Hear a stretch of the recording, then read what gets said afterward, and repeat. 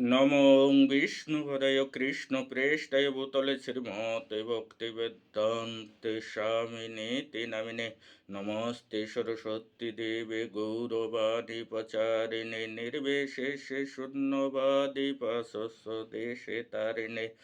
জয় শ্রীল স্বামী প্রভাত কি জয়। কৃষ্ণ কৃপা শ্রীমূর্তি শ্রীল বয় চরণাবিন্দ ভক্তি বেদান্তে স্বামী প্রভুপাদ আন্তর্জাতিক কৃষ্ণ ভাবনামিতে সঙ্গে প্রতিষ্ঠাতা আচার্য জয় শ্রীল স্বামী প্রভুপাদ কি জয়।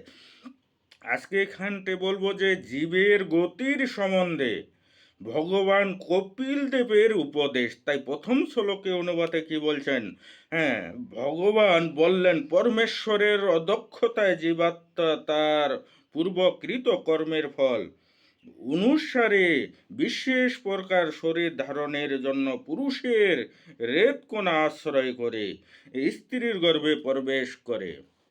তাই পরবর্তী অধ্যায়ে বর্ণনা অনুসারে নানা প্রকারের নারকীয় অবস্থা ভোগ করার পর জীব পুনরায় মনুষ্য শরীর প্রাপ্ত হয় নানা প্রকার। এই অধ্যায়ে সেই প্রসঙ্গেই আলোচনা করা হচ্ছে যে ব্যক্তি ইতিমধ্যে নারকীয় এই জীবন ভোগ করেছে, তাকে বিশেষ প্রকারে মনুষ্য শরীর দান করার জন্য তার আত্মাকে তার পিতা হওয়া যা উপযুক্ত পুরুষের বীর্যে স্থানান্তরিত করা হয়।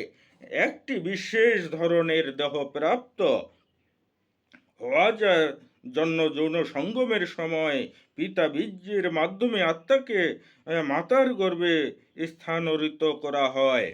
তাই এই পন্থাটি সমস্ত দেহধারী জীবের বেলায় প্রযোজ্য, কিন্তু এখানে বিশেষ